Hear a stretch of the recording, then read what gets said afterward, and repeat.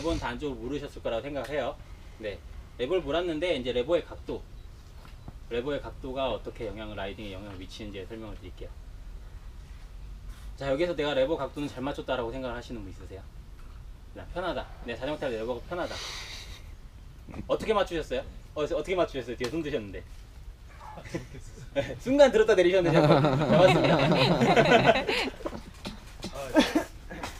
전에는 손가락 이 마디 끝에 네. 놓다가 조금 안에 이렇게 45도로 45도로. 네. 방금 말씀하신 것 중에 손가락 안쪽으로 잡았다는 건 상당히 좋은 세팅이세요. 이게 저희가 흔히 초보자분들이 실수하는 게 브레이크 레버를 손끝으로, 이 손끝 마디로 잡으려고 하세요. 그러다 보면 라이딩 거리 길어지면은 손에 힘이 떨어지기 시작하면은 얘를 놓치기 쉬워요. 또 강하게 잡을 수도 없고. 그래서 레버를 잡으실 때는요, 첫째 마디 있죠. 첫째 마디가 브레이크 레버를 이렇게 감싼다 라는 식으로 브레이크의 간격을 조정하셔야 돼요. 네, 간격을 조정하시고 나서, 그래서 옆에서 보면은 이렇게 손가락이 레버를 감싸서 잡았을 때는 움켜줘야 돼요, 레버를. 네, 초보자분들은 끝에서 이렇게 손가락 마디로 잡으시거든요. 그게 아니라 깊게 한 마디 움켜쥐는 거예요. 실제로 이렇게 딱 잡게 되면은 브레이크 레버는 요 안에 들어오는 거거든요. 요 안에. 그래야 장거리 라이딩 하거나 몸에 힘이 빠졌을 때도 브레이크 레버를 안 놓쳐요. 그러니까 충격이 오다 보면 브레이크 레버 놓치는 경우도 생기거든요. 근데 이렇게 말아주게 생기면은 웬만큼 팔에 힘이 빠지지 않고서는 놓치지는 않습니다. 그리고 이 브레이크 레버의 안쪽으로 얼마만큼 미느냐는 브레이크 레버 끝에 보면 이렇게 말려 있거든요. 얘가 딱 브레이킹 할 때 손에 걸리는 포인트예요. 그래서 브레이크 레버가 내가 그립 끝을 딱 편안하게 잡았을 때 손이 이 레버 끝에 딱 걸리도록. 이게 가깝게 세팅해서 이렇게 안쪽 잡으시는 분들이 있는데, 이런 브레이크 끝까지 오면 본인의 다른 손가락 눌러서 더 안 잡혀요. 네, 손가락이 닿기 때문에. 그래서 손끝에서, 요즘 브레이크들은 다 원핑거로 충분히 다 잡으실 수 있거든요. 네, 그래서 꽉 움켜졌을 때 이 끝마디가 정확히 걸려서 이렇게 잡고 있을 수 있도록 해주시는 거고, 레버의 각도 같은 경우는 개인 라이딩의 취향입니다.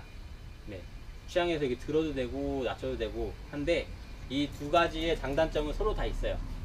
올리는 게 좋은 점도 있고 낮추는 게 좋은 점도 있고, 그냥 에라 모르겠다 하면 그냥 그래 45도가 좋으니까 45도 해야 되겠다 이러시는 분들도 있는데, 이거는 어디까지나 자신의 라이딩 성향에 따라서 정을 하시는 게 좋습니다. 레버가 들리게 되면은, 레버가 보통 한 이 정도로 세팅 좀 높게 하시는 분들도 있거든요. 이런 분들은 내리막길에서 웨이트백 할 때는 되게 편하세요. 왜냐면 몸 뒤로 빠지면 팔이 뒤로 가기 때문에 레버 위에 있으면은 잡기가 편한 거죠. 대신에 앞으로 공격적인 라이딩을 하다 보면은 레버가 여기 있잖아요. 내 팔꿈치가 앞으로 더 가야 되는데 얘를 이렇게 잡아버리는, 팔꿈치를. 그래서 뭔가 내가 조금 더 앞에서 크게 힘을 써야 되겠다라고 하는데 팔꿈치 자체가 이렇게 쓰지 못하고 죽어버리니까. 그러니까 쉽게 말하면 그냥 초보자 자세처럼 웨이트백으로 하는데 편한 거고, 이 상태에서 자전거를 꽉 누르기 위해서는 불편하다라는 거죠. 그리고 반대로 레버가 낮으면은 정말 앞에서 내가 무슨 액션을 하기엔 되게 편해요. 코너를 잡아 돌릴 때 편하고, 대신에 웨이트백을 하게 되면은 레버 밑에 있으면 손목이 이렇게 앞으로 돌아가거든요. 그럼 이 손목 브레이크 잡으려고 손목으로 버티느라고 상체 힘을 제대로 못 쓰는 거죠. 네, 그렇기 때문에 내가 라이딩에서 어느 비중이 더 많은가를 생각을 하시면 될 것 같아요. 내가 웨이트백으로 버티는 시간이 더 많아, 아니면은 앞에서 뭔가 공격적으로 자전거를 누르면서 타고 싶어. 이 두 가지에 따라서 레버 각도가 조정이 됩니다. 네, 저 같은 경우는 조금 공격적으로 타기 위해서, 이게 레버가 서 있으면은 코너에서 자전거를 앞에서 눌러줘야 되는데 내 몸이 앞으로 못 가는 거예요. 자꾸 뒤로 빠져서 웨이트백 자세로만 많이 타게 되거든요. 네, 그렇기 때문에 이런 부분들은 이렇게 본인이 타시면서 불편한 부분, 내가 코너를 도는데 내 몸이 앞으로 가는 데 있어서 뭔가 손에 계속 이 레버가 좀 세게 눌려, 이런 느낌을 받거든요. 만약에 레버가 높으면은 그런 분들 레버를 낮추시고, 근데 웨이트백 하는데 레버를 놓칠 것 같아 라고 생각하시는 분들은 레버를 좀 더 세워주시고, 네, 이런 부분들은 네, 돌아가시면 항상 세팅 다 손대보세요. 네, 그리고 안 되면 샵을 찾아가시고요. 아니면은 주변에 자전거 잘 타시는 분에게 나 이거 좀 봐줘, 네, 이러시고요. 왜냐면은 막 만들지다 보면은 답이 없어져요, 자전거가. 네. 자, 여기까지 뭐 다른 세팅에 대해서 궁금하신 점 있으신가요? 네. 핸들바의 길이요. 네. 그 부분이 이제 그렇죠, 예를 들어서 어렵죠. 예, 제가 딱 탔을 그냥 이제 아침에 일어나서 자전거를 딱 타는데 그때 딱 가는 손의 그 폭이 제 어떤 핸들바의 길인 건가요? 아니면 이거는 상황에 따라 다릅니다. 이게 말씀하신 게 말 그대로 몸이 풀리지 않은 상태에서 잡았을 때 편하다가 있고 좀 뭔가 몸이 풀린 다음에 잡았을 때 편하다라는 느낌을 받을 때가 있거든요. 저도 마찬가지예요. 사실 저도 핸들바를 커팅을 해서 쓰지만 어쩌다 처음 타다 보면 이 핸들바 자체가 넓게 느껴질 때가 있어요. 근데 주행을 정말 격하게 많이 하다 보면은 좀 좁은가? 라는 생각이 들거든요. 우리가 뭐 예를 들어 뱅크 같은 걸 생각하면 넓히라고 하시고 그쵸. 근데 이제 이게 장단점을 제가 설명을 드릴게요. 네. 이게 해외 선수들 같은 경우는 뭐 800짜리 원 사이즈를 그대로 쓰기도 하잖아요. 근데 그 선수들 같은 경우는 한국 사람들보다 체형이 원체 크기 때문에 그 큰 핸들바를 가지고도 쉽게 자전거를 휘저을 수가 있는 거거든요. 근데 핸들바가 넓어지게 되면은 우리가 핸들링, 그러니까 코너에서는 조금 편할 수는 있어요. 안정적으로 갈 수 있어요. 왜냐면은 더 넓게 지탱을 하기도 하고, 우리가 핸들바는 어떻게 보면 지렛대 원리랑 똑같거든요. 우리가 코너를 돌면서 핸들을 눌러주는데 이 가운데보다 멀리서 누르면은 적은 힘으로 더 크게 누를 수가 있잖아요. 그리고 지면에서 오는 충격을 빵 받았을 때 핸들을 흔들릴 때 넓게 잡고 있으면은 얘를 더 적은 힘으로 컨트롤할 수가 있어요. 그래서 넓으면 편하다라고 느낄 수가 있는데, 이게 단점이 뭐가 되면 속도가 올라가면은 이 빠르게 핸들링이 안 돼요. 왜냐면은 우리가 근데 픽시들은 조그맣게 잡잖아요. 근데 똑같은 바퀴를 돌려 픽시는 이만큼만 움직이면 되는데 이게 넓어지면 이만큼 움직여야 되는 거예요. 네. 그러면은 만약에 오른쪽 돌고 왼쪽 돌아야 되는데 이게 이만큼 잡고 있으면 이렇게 갔다가 이 돌리는 시간이 되게 오래 걸리는 거죠. 근데 짧으면은 이렇게 깔짝깔짝 하면 되잖아요. 하지만 장단점 아까 말씀드린 좁아지면은 지면에서부터 오는 충격에 대해서 반응을 못하고 내 몸이 더 힘들어지는 거고, 넓으면 코너 같은 데 편하고, 근데 어떻게 세팅을 할 것이냐 라는 부분이 되게 정말 난감하잖아요. 그러면은 하는 방법은 사실 뭐 예전 같은 경우는 정말 한 10년 전에는 어깨 넓이가 얼마니까 핸들바 얼마 쓰면 돼 이렇게 했었거든요.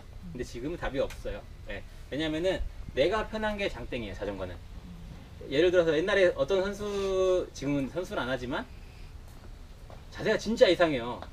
근데 빨라요. 뭐 어떻게 하겠어요. 네.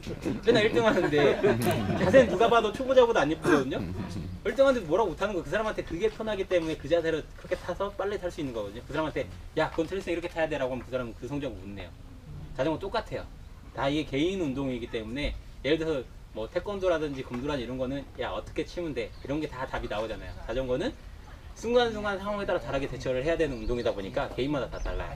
그 세팅을 하시는 분들은 어떻게 하면 되냐면은, 만약에 본인이 800짜리 핸들바 자전거를 샀는데 800짜리 핸들바잖아요. 일단 커팅하지 말고 써보세요. 커팅하지 말고 한 1, 2주 라이딩 해보시고 분명히 800짜리 쓰시면 다 불편해요. 저도 800짜리는 못 쓰거든요. 처음에는 되게 편하다 했는데 라이딩 하다 보면은 힘들어. 코너 오랜 시간 라이딩 하다 보면은 핸들 돌리는 게 힘들어요. 그러면은 그립을 자르지 마시고요. 그립이랑 핸들바만 안쪽으로 다 미세요. 끝을 조금씩 남겨두시고 사보시고, 이게 넓은 것보다 좁혔을 때 편하면은 그때서 끝을 조금씩 잘라 가시는 거예요. 이게 뭐 한 번에 막 2, 3cm씩 가진 않고 1cm 이 정도씩만 움직이시면 되거든요. 뭐 양쪽 5mm씩 가면 1cm가 줄어드는 거예요. 800짜리가 790이 되는 거고 하는 거니까 이런 식으로 좁혀가면서 해보시고, 만약에 내가 좀 많이 좁힌 것 같아. 근데 편해. 그러다 어쩔 때 조금씩 불편해. 그럼 다시 그 남은 5mm, 10mm 있잖아요. 다시 바깥으로 밀어보세요. 그러면은 내가 이게 편하다 이게 편하다를 본인이 이제 알 수 있는 거예요. 사실 매장에서도 이거 그냥 쓰시면 돼요. 이게 제가 매장을 한다라고 해도 내가 그 사람한테 정답을 줄 수는 없을 것 같아요. 정말 제 입장에서 봐도. 네. 근데 질문인데요. 네. 제가 처음에 XC를 할 때는 정말 핸들바가 좁았었어요. 그랬다가 누가 핸들바를 하나 주셔서 조금 넓은 걸 했는데 그 차이를 엄청 느꼈었거든요. 네. 그리고 지금 타는 올마에서는 이제 처음에 해주신 걸로 되게 좀 넓게 하다가 무주를 한번 해보고 이건 정말 아니구나 해서 이제 양쪽으로 2cm를 잘랐어요. 근데 제가 지금 경험을 많이 못해보고 이제 점프를 하는 걸 경험을 잘 못해봤는데, 이게 인체공학이나 그냥 기본 상식으로 생각을 할 때 이게 너무 넓은 상태에서 펌핑을 한다든지 뭔가 점프해서 그 다음에 착지할 때 랜딩이라고 하나요? 뭐 이럴 때 이게 너무 넓으면 뭔가 불안정할 것 같은 생각이 들거든요. 맞는 근데 말씀입니다. 실질적으로 코너 같은 뱅크를 돌 때는 분명히 이게 넓으면 좋은 것 같다는 느낌이 있거든요. 그랬을 때 뭐라 그럴까, 어디에 맞추냐는 거는 뭐 이제 각자 계속 저거겠지만 그래도 약간은 점프는 솔직히 다칠 수가 있잖아요.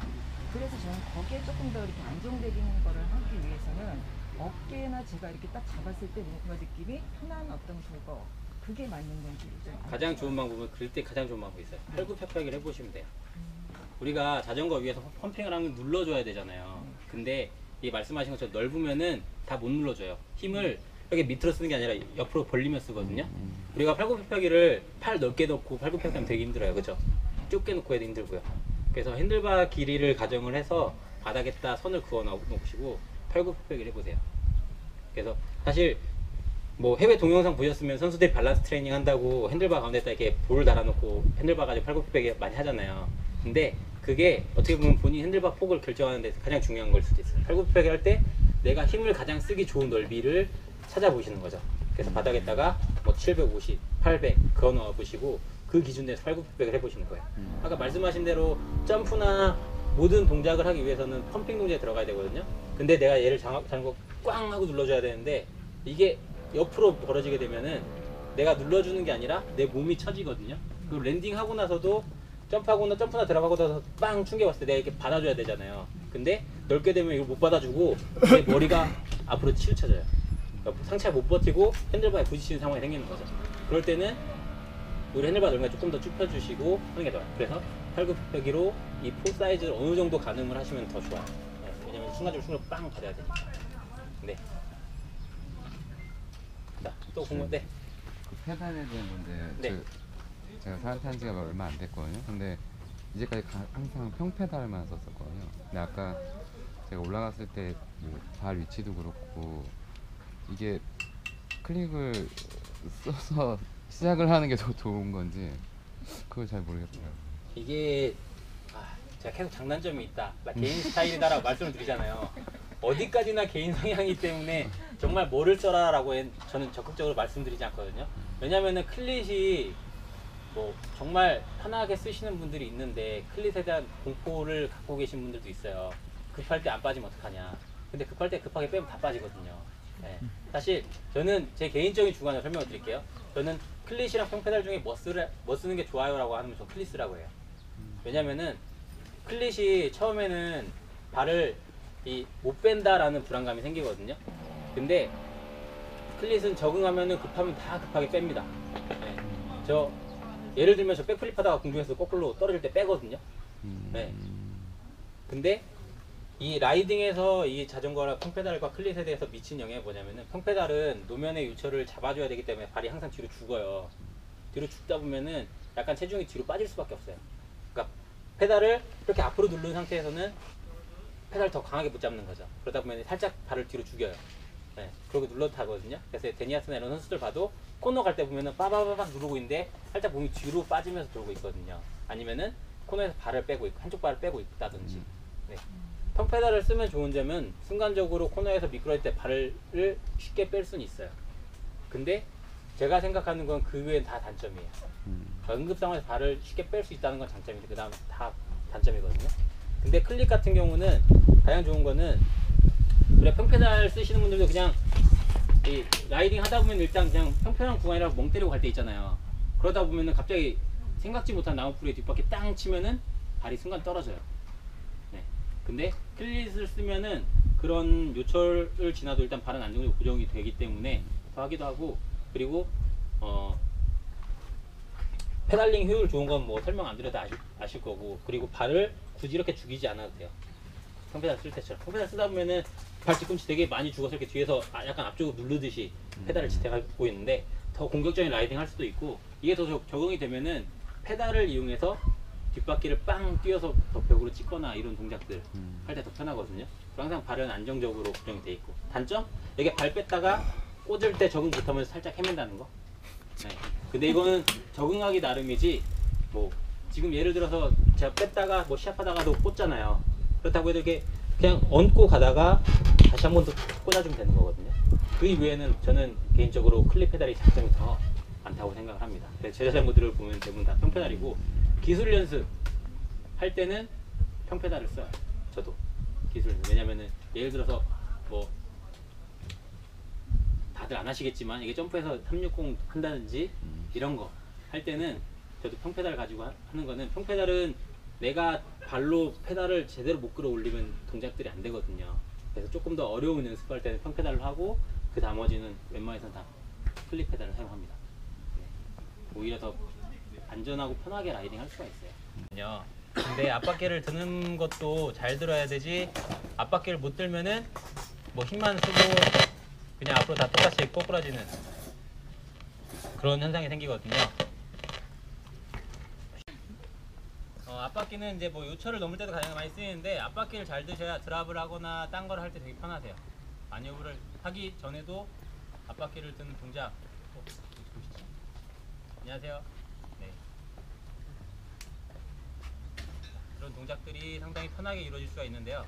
앞바퀴를 잘 못 드는 예를 먼저 보여드릴게요. 대부분 어떻게 드시는지 옆모습을 보여드릴게요.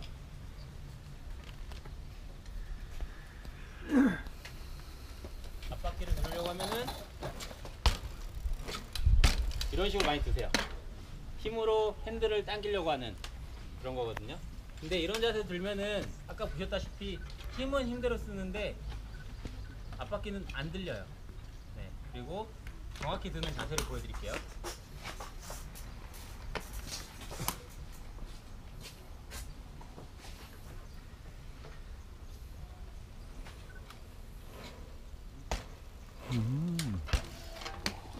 아까보다 훨씬 힘 안 쓰는 것 같은데 부드럽게 들리죠. 이 앞바퀴 드는 동작을 편안하게 잘 하셔야 드랍대를 뛸 때도 정말 안정적으로 뛰실 수가 있고요. 주행하시면서 만약에 나무 요철 하나 지나가야 된다 라고 했을 때도 그냥 편하게 앞바퀴를 넘기면 돼요. 석준이 저 스탠드 하나만 갖다 주실래?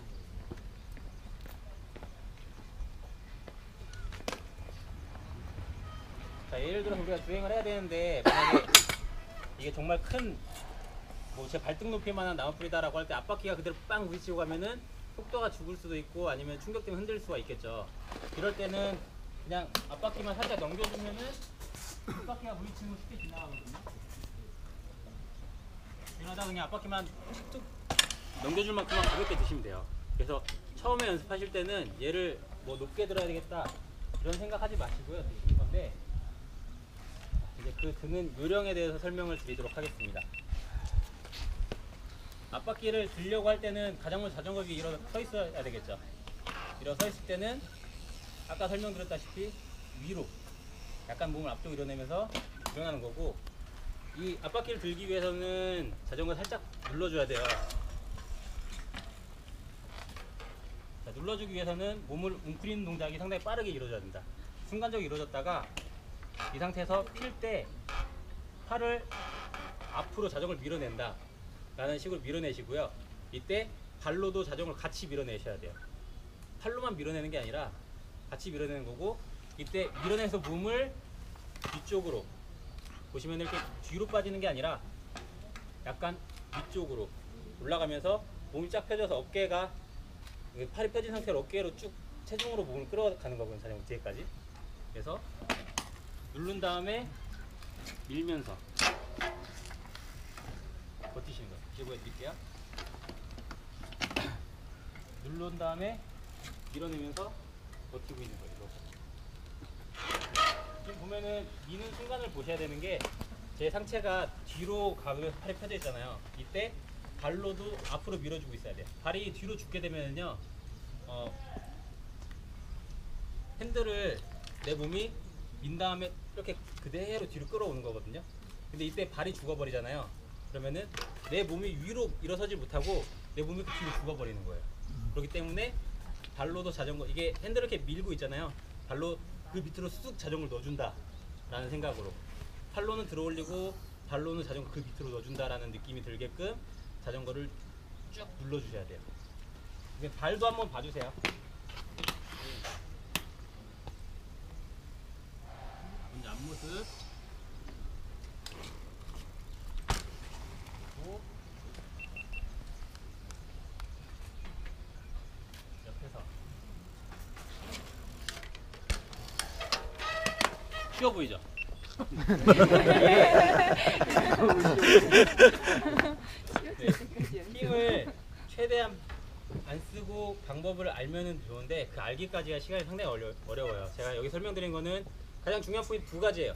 상체는 앞에서 순간적으로 몸을 밀어내는 게 아니라 내 몸을 뒤로 밀어내는 게 아니에요. 자전거를 누르면서 앞으로 밀어내는 거예요. 밀어내고 팔이 다 펴질 때쯤에 내 어깨가 위로 올라가면서 쭉 끌어가는 거예요.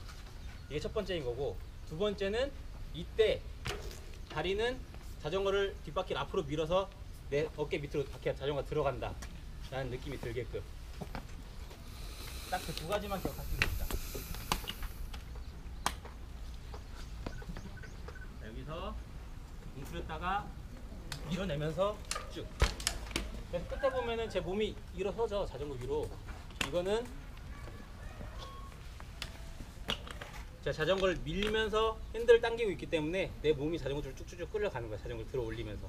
내가 이 들고 있는 시간만큼 앞바퀴를 들고 버틸 수가 있는 거예요.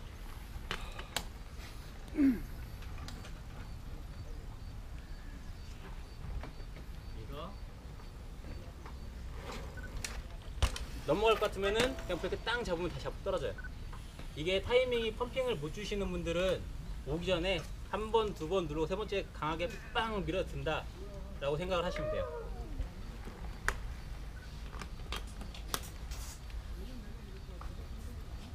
타이밍 못 잡으신 분들은 하나, 둘, 셋. 자, 한번 해보실 분 도전자를 찾습니다. 해보세요. 네, 이거 하실 분들은 헬멧이랑 쓰세요.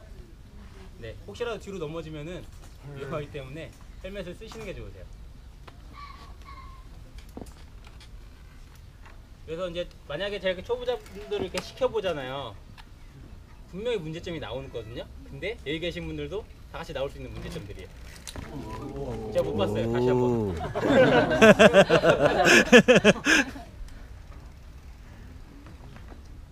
뒷바퀴에 바람이 너무 없으신데? 그렇죠.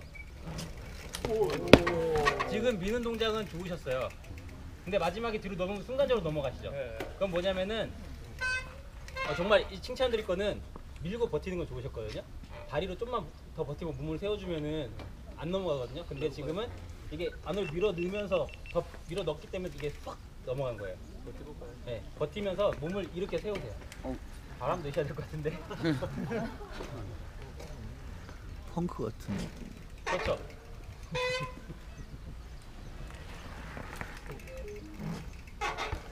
자, 저 상태에서 지금 되게 잘 드신 거세요. 되게 잘 드셨는데 여기에서 한 가지는 지금 좁은 동작을 따라해 보면은 엉덩이가 뒤로만 다 빠져 있으세요. 여기서 보면은 이렇게 이러고 그냥 뒤로만 버티고 계시는 거거든요.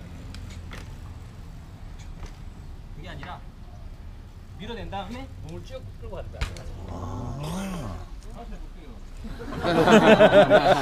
넣으셔야 될 것 같아요. 바람 먼저. 오. 이게 동작을 급하게 하려고 하지 마세요. 밀면서 천천히 끌고 가세요.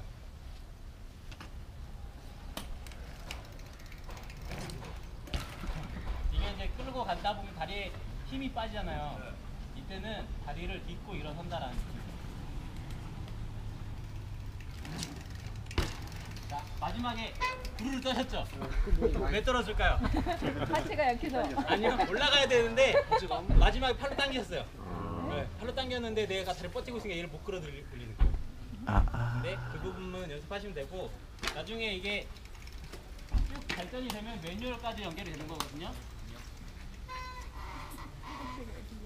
일단 앞바퀴를 들어 올리는 연습을 먼저 이렇게 가볍게 들어 올리는 건 연습을 하세요. 이게 되시면은 다들 매뉴얼 하고 싶으시죠? 근데 안 되죠.